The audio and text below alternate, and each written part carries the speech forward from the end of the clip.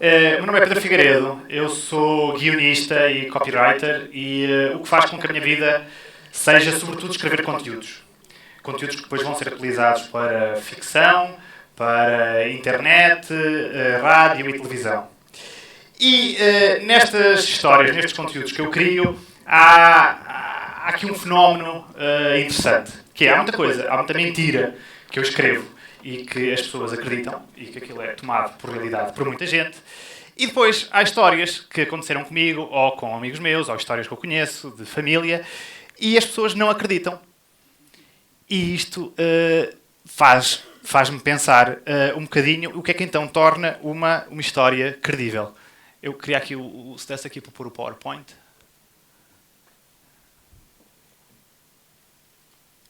É isto aqui, pronto. O que é que torna, afinal de contas, então uma história credível? E a primeira coisa que as pessoas dizem quando não acreditam nas histórias que eu vou escrevendo tem a ver com isto aqui é extremamente improvável, é muito bizarro e tem a ver então com uma questão de probabilidades. Mas isso não é uma grande pista porque uma coisa extremamente improvável não faz com que seja impossível. E há aqui uma pista que eu vou tendo para as pessoas entenderem porque é que não acreditam, que tem a ver com um choque de realidades. Ou seja, uma coisa que para mim pode ser um dado adquirido, para outra não é, e baralha aqui um bocadinho os mundos. Eu vou-vos dar um exemplo muito prático e que vocês vão entender.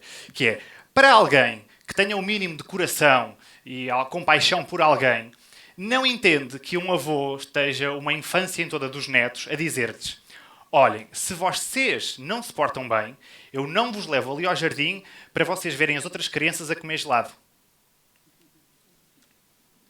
Isto é de uma crueldade terrível. Então as pessoas não entendem. E isto é um choque de realidades. O que é que vai acontecer aqui? Eu trouxe algumas histórias que vocês vão aqui ver e vão depois dizer-me, vou pedir a vossa opinião e vão dizer se acham que é verdade, que é mentira. Está bem? Combinado? Gosto muito do vosso entusiasmo. Então vamos lá, começar aqui a primeira história. Isto aqui é no meu prédio, em Lisboa. E é uma história que aconteceu comigo. E então o que é que acontece? O meu vizinho de cima, um velho, assim, que mora nos andares de cima, comprou um carro elétrico.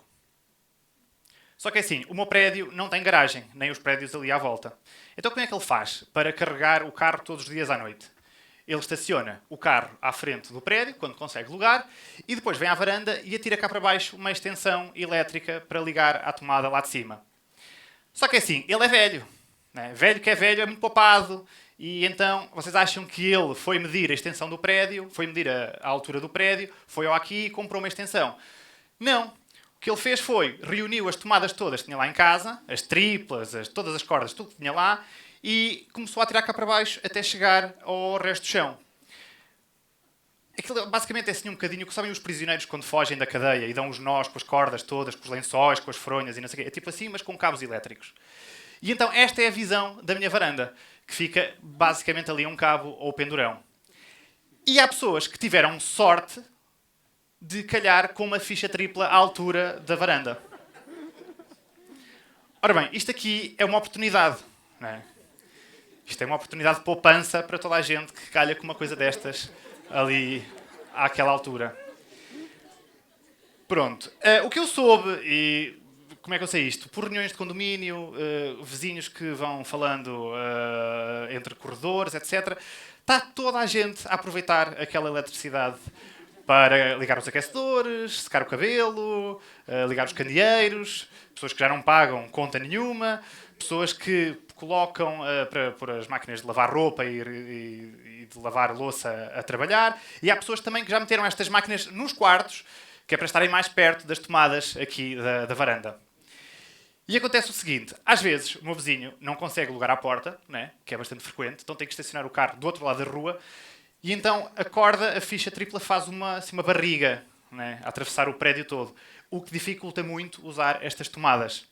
Mas também não é problema, porque uma pessoa faz uma puxada e puxa aquilo de volta para nós, para dentro do prédio, para ficar a uma altura que seja decente.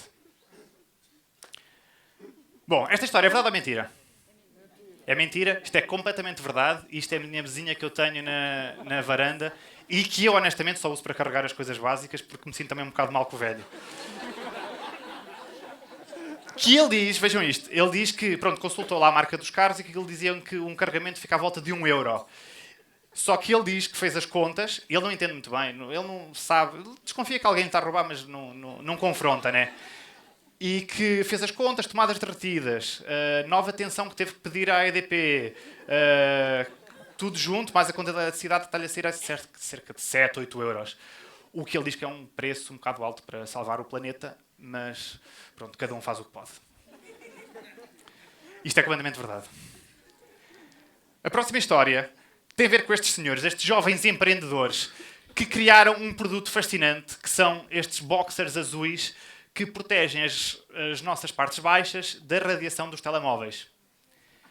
Isto é um produto aqui que existe e eles decidiram, bem, vamos apresentar isto a uma feira de tecnologia, vamos mostrar então, vamos de boxers para mostrar o produto, mas se calhar vai estar um bocado frio e então levaram também umas meias de vidro e é por isso que eles têm aquelas pernas em forma de boneco de cera e alta tecnologia para proteger as partes baixas.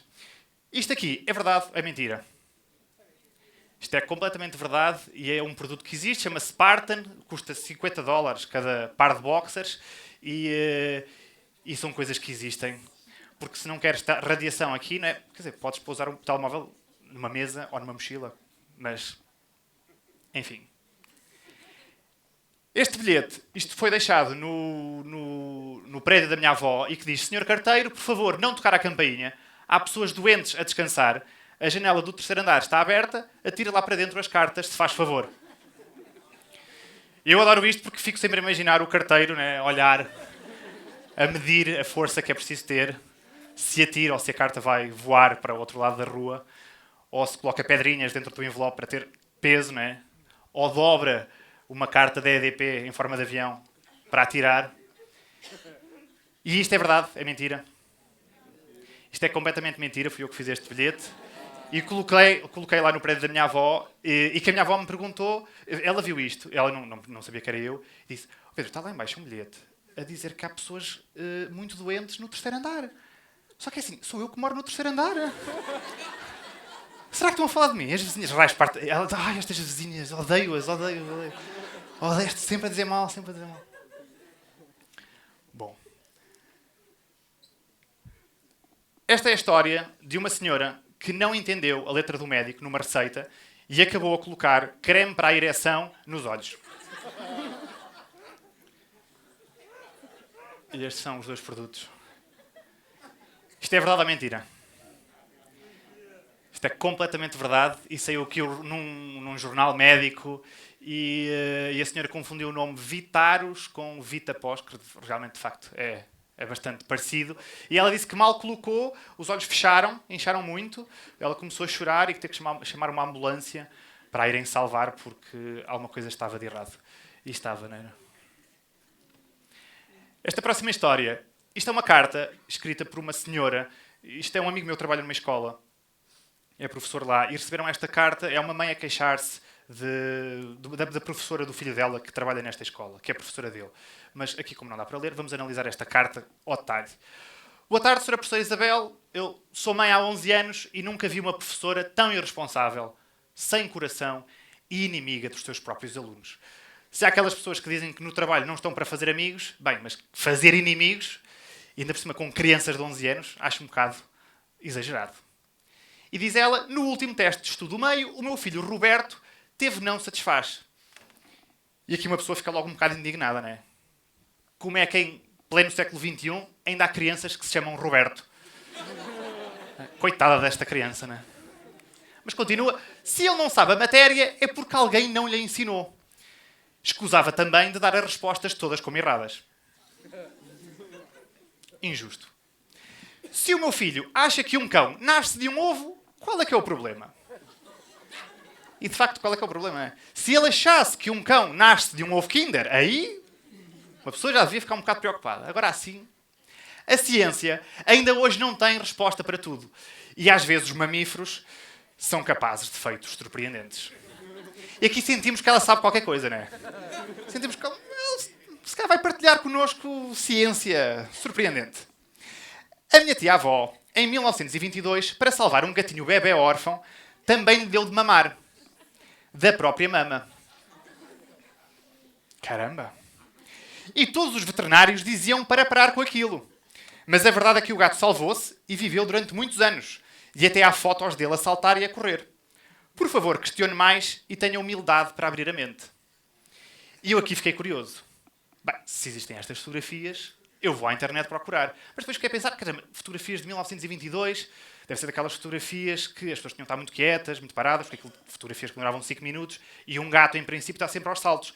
Por isso estas fotografias não sei se vão existir, mas também, por outro lado, o gato ia estar a mamar, se calhar há estas fotografias.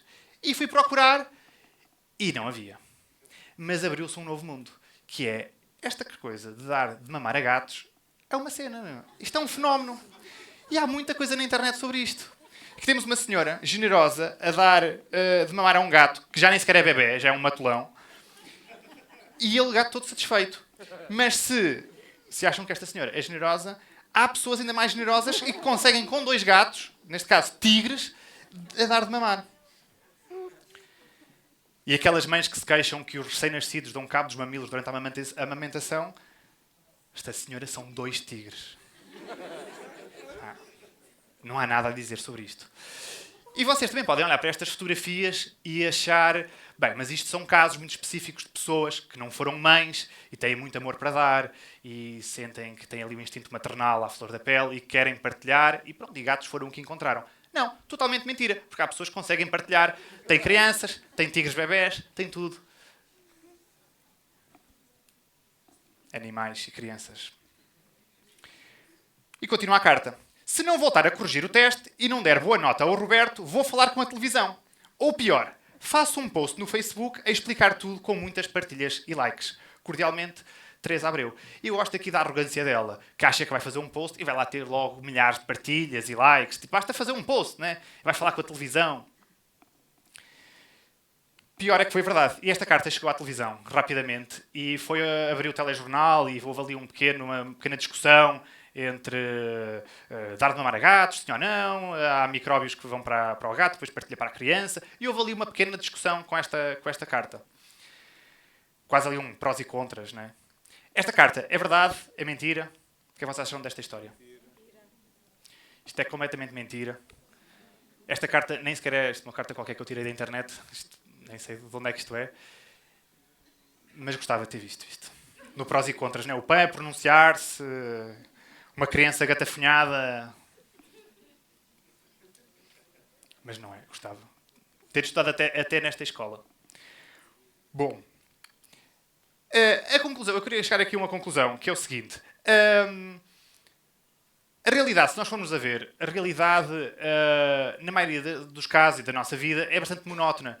É casa, trabalho, trabalho, casa, e ao domingo fazemos sopa para o resto da semana, e é isso. É uma monotonia tremenda. E é por isso que a ficção tem tido tanto sucesso e é um papel tão importante, tem um papel tão importante na nossa vida. E é por isso que, na maioria das vezes, nós nem sequer nos preocupamos em perceber se uma história é real ou se é mentira. E é por isso também que nós continuamos a contar ao longo de gerações histórias de vampiros, de lobisomens, e quando nós estamos a ver, por exemplo, o Star Wars, ninguém está preocupado em perceber se os sabres de luz são verdadeiros ou não, ou se aquilo existe. A ficção científica tem previsto a realidade. E a realidade vai continuar a misturar-se com a ficção. E as pessoas hoje em dia acreditam em tudo. Acreditam em fake news, criam a sua própria realidade, acreditam até que a Terra é plana. Há esta malta, não é? Como criador de conteúdos, é a minha vida, o objetivo será sempre criar alguma surpresa, algum entusiasmo, algum gancho nas histórias que vou criando. E nessa luta que é uma luta diária, a realidade revela-se, de facto, uma tremenda seca. E eu vejo o público também a questionar-se, e é um exercício diário, que é tentarmos perceber, nós queremos uma realidade que seja aborrecida, fazer sopa, ou eventualmente também estamos interessados numa versão algo ficcionada, mas que nos entusiasme. E como nós vimos com estes exemplos que eu aqui vos trouxe, a estupidez humana real tem muitas, mas mesmo muitas ficções por explorar. E é isso. Obrigado.